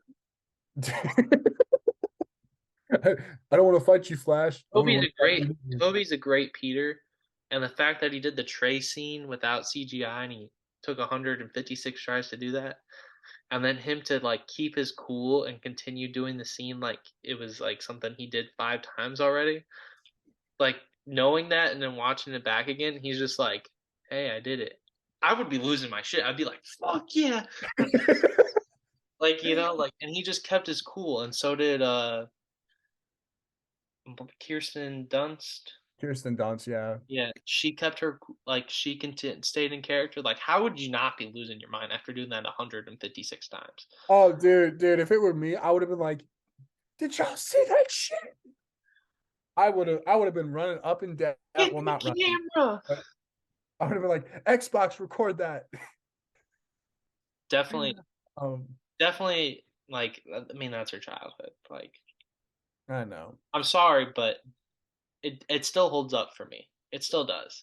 No, like I don't doubt it still holds up. I still think Green Goblin's suit kind of looks like a Power Ranger on Yeah. meth, but I still love it. William Dafoe as Green Goblin though is up there with Heath Ledger as Joker. Like, they were born for that role. Like, it is. They killed it. Like, Oh yeah, and he definitely kills is. it. He kills it in No Way Home as well. Like Willem Dafoe is a great actor. I have Like no issue he with his acting. nailed Green Goblin, like playing both sides, like struggling with the personality. Like the opening credits, I still remember like seeing them as a kid, and it still gives me chills. Like this is like it's Spider Man. Everyone loves Spider Man. Speaking of character, well, this one didn't have Spider-Man in it, but I think it did really well. Venom 1. Okay, Hell yeah. I Tom love this movie. Tom Hardy's great. I love the dynamic between Venom and Eddie Brock. And Yeah, the fact that Tom Hardy did Venom's voice is just even more impressive to me. yeah. He's basically just talking to himself. I think it's a really cool take on Venom. We finally see Venom not as a villain and kind of like an anti-hero. Yeah. It's like you Mm. see Tom Hardy be a good Eddie Brock, and he's kind of changing. Like Venom is just like an outcast. Like Venom is not, like he's not trying to be the big bad. Like in this movie, at least. And I think it's a really good way to do Venom. Like it makes Venom likable because like Venom to me was always cool because it's like, oh, like Spider-Man in stealth mode, but he has like slightly different powers. Like obviously if Venom ever went up against the Human Torch, he would die very Oh, quick. the That'd Human be Torch doesn't even have to do anything. He's just like, be a 2 minute fight. Flame on. flame on. No, so funny story. I just found this out the other day. Apparently, the Venom movie that we got was supposed to be with Topher Grace. I kid you not. I read that somewhere. I don't know how true it is, but this movie had been in like development hell since like 2007. Dang. Well, I'm glad it turned out the way it did. Oh, me too. And speaking of Venom movies, Venom Let There Be Carnage. I'll put it as C tier. I'm gonna be honest. Really? Saw it in theaters. I liked it, but it wasn't like a movie. I haven't rewatched it. Maybe that's why I've rewatched it. so low for me. It just it didn't hit the same as the first one. I I don't know. Could have been a lot better. I feel I like. think it's just because of the post credit scene that I remember because this was around the time where it's like, hey, No Way Home's coming out. Yeah, Or is that yeah. No It Way was Home. setting up No Way Home. Yeah, God, I have right and there. At the end. that post credit scene when Venom was like, that guy. I'm thinking, please, please, please, please, please, please. And they showed him in No Way Home, but he was just I getting thought drunk that at was a funny. bar. That was very Eddie Brock, Tom Hardy, Eddie Brock. Still, no, it was Could look, be it was nothing different because with character. he's just like, all right. So you're telling me there's a man in a tin suit and he flies around, but there's another guy in a suit, but he shrinks, and he's like so confused because these are all new to him. So I thought that was really cool. No, I I will say this though. I think this Venom and Andrew Garfield Spider-Man should throw down. I'm just saying. I think they're in the same universe. I think they're They supposed would fit. It to would be. fit really well. I gotta be honest. Like it would fit really, really well. All right, what are we at next? Doctor Strange, Multiverse of Madness. You know what? I'm gonna go B tier.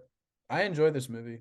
I did too. I loved the dark side of it. Again, that third act ruins it from being an S tier. If they gave Sam Raimi full control of it, he definitely could have done a lot more with the horror aspects. It was just like such a Oh, good dark movie, and then they kind of just ruined it there at the end. But it was cool seeing Scarlet Witch at full power or near full power, and Strange realizing, hey, I'm the problem in all these universes. And then we got to see the Illuminati, and then get wiped. uh, I think, that I think they lost faster than um, yeah, yeah, they lost pretty quickly. I was really upset when I saw the Illuminati get killed. I mean, if they were I doing think it that, was cool. so look, if they were doing, well, I wasn't, I was shocked more than upset. I was like, oh, wow, wow, yeah, Wanda's really that powerful. Okay, but I wanted to see more of them, and I really Yeah, hope in Secret Wars. I think we will see more. I don't think that's the end of the Illuminati. I honestly, I hope that in Secret Wars we see a variant of Iron Man, and it's like Tom Cruise as Iron Tom Man, Cruise's Iron just Man. for fun, because why not? Why not? It's the multiverse. Anything can happen. I will say though, a lot of people did not like America Chavez. I liked her. I I thought she didn't was. find her character. I didn't. I just don't think they did enough with her to make her really liked. I think they could have done more with her to like understand her power and all that. Mhm. But to me, like Wanda going through the Illuminati was like Vader in Rogue One, where he just kind of just mows through all the rebels, and you kind of see him at like this is who like they could be like when they're Hmm. like this is them like at their peak power sort of thing. Um, Okay. I see why you. Okay. You know what? That makes a and lot more sense. Like Vader, it's like this is why everyone's afraid of Vader. Like this is why everyone's afraid of Wanda. Like this is why people fear her. Like and it makes sense like Tony going, she's just a kid. Like Wanda's still only like 21, 22. Oh, she's my age, huh? Like Sorry. that's how Sorry. old like in Age of Ultron she's supposed to be like 16. Like that's the age she's supposed to be in Age of Ultron. So like she's still young. Like she's still just like a child. I mean obviously Elizabeth Olsen is like 30, 37, something like that. But like I'm gonna keep my mouth shut about Elizabeth Olsen. Nope. Nope. Nope. Nope. Nope. all Anyway, right, Thor Love and moving on. Thunder. I'm gonna go B. I'm gonna go B two. I didn't hate it, and I think we both kind of come at it from a different perspective. It's not. It's being told from Thor and Korg's perspective, Yeah. not and out like not Loki and Thor's perspective, which is why I think people see it as like, why is it so goofy? Obviously, I wish they did more with gore, and there's obviously some CGI issues and all that. But I went to the theater. I was like, hey, I didn't hate it. It was fun.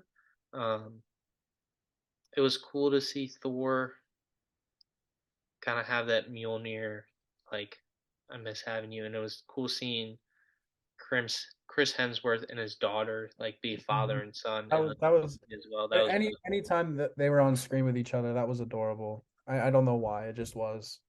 yeah, it was really fun. All right, I think Um that's enough for that. Moving on, what do we got? Just the TV show? uh no, we got Morbius, Wakanda Forever, and Um, Ant-Man okay, 3. Okay, Morbius. Morbius, we can put it in D. I like it, but It's not terrible. Not no. terrible. Wakanda Forever, B? I'm gonna say C plus, but yeah, you can throw it in B. I won't argue with you. I enjoyed it. I Touching definitely tribute. did. Just wish they stuck to more realism there. Oh yeah. Uh, Um Ant-Man and the Wasp, Quantumania. C tier, Really? B tier, B tier, B tier. I didn't hate it. I didn't love it. Yeah. I don't think it should have gotten the hate it did get, but I also think it was an Ant Man movie. I think it sets up what we're going to be seeing in the next couple years, and For honestly, sure, I'm okay with that. for sure. All right, now we got the TV shows, which are very controversial. WandaVision, I'm gonna say S tier. Fair enough. I honestly, the only reason I say this is S tier is because we hadn't gotten any kind of Marvel content in almost 2 years. I thought it was really good. I thought it was cool seeing Wanda's powers like she did it by accident. It wasn't like on purpose. Just like Uh, oops. Falcon and Winter Soldier. See, Okay. I just wish they. I really liked the shield blood scene. I thought that was really cool. But it was like I don't know, it didn't feel like it resolved anything. Like the big speech at the end was just like it was well and good for uh Anthony Mackie's Captain America, but it didn't feel like it wrapped up really well. It didn't feel like I'm Captain America now. It to me at least. I honestly, it's one of my favorite series for whatever reason. It's It's a pretty solid series. I love Sebastian Stan's Bucky, and Anthony Mackie. They're a great duo on screen. I thought their bickering is like siblings, so I always thought that was funny because oh man. uh, Anthony Mackie's Captain America's new left right hand man, and then Bucky's like the old one. So it was like Mhm. they're like kind of competing, like, oh, I was a better partner for Steve than you are, and it was them going all the way back to Civil War. Them bickering was always funny. So Mhm. I thought it was great there, but it just didn't feel like it packed a punch, you know? No, I know what you mean. Loki season one. Yes, I don't think we need to say anything about that. best TV show, best um, best one of the Disney Plus ones. Fair enough. Marvel's What If? I'll say A. I thought it was really cool seeing the different stuff. Obviously, they had some delays there with um, COVID and all that, but I thought it was really interesting seeing all the different possibilities. Like, it's cool to. I hope they continue with this and they just kind of go off the deep end with it. Like they just let the animators do whatever, and I we think see all these. I hope it like you don't have to have this big interconnected what if universe.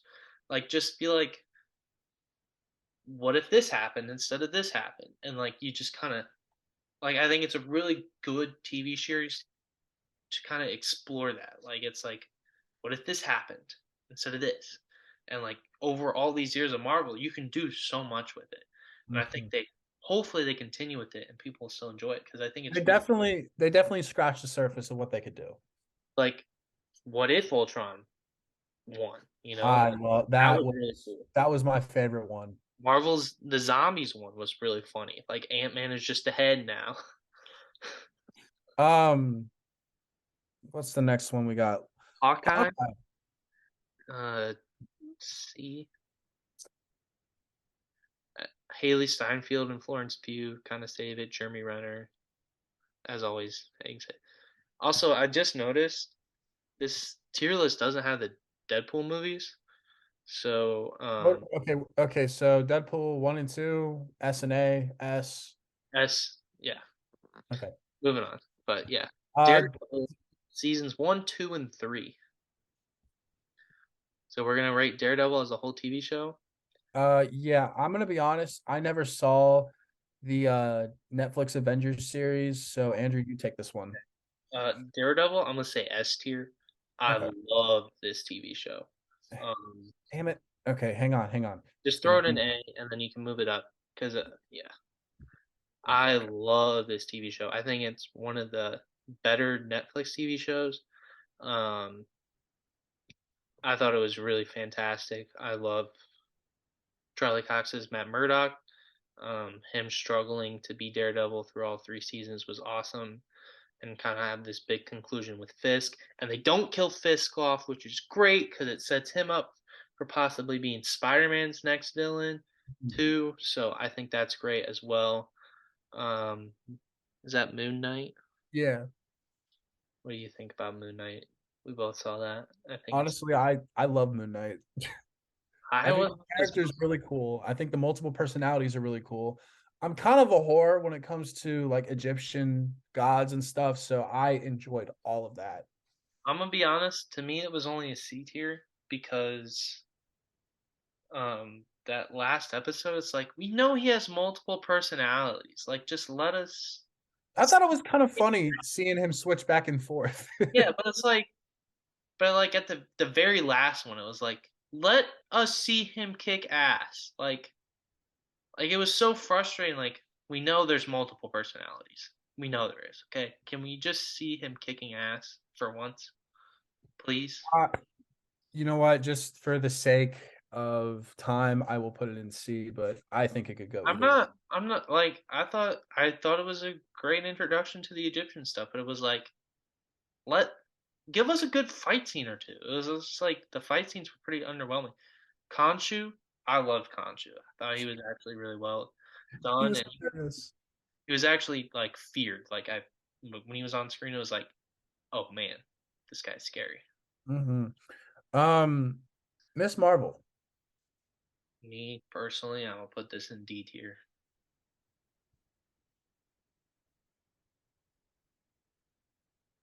I'm just gonna keep my mouth shut. Moving on. Defenders. Never saw it. Heard it was horrible. Trash, trash, Sorry, trash, little ones. Iron Fist. Also heard this was horrible. trash. Punisher. S. Okay. You just hang out with your homies in the A tier for If right now. you need, okay, watch Daredevil season 1 and 2. Watch Punisher season 1 and 2. Then watch Daredevil season 3. Okay. I'm Then guessing. like do Hey, this next. Like if you have time, start binging tomorrow. Okay, Daredevil season 1. Okay, they're on Disney Plus now. You can watch them. They're on Disney Plus now, so watch them.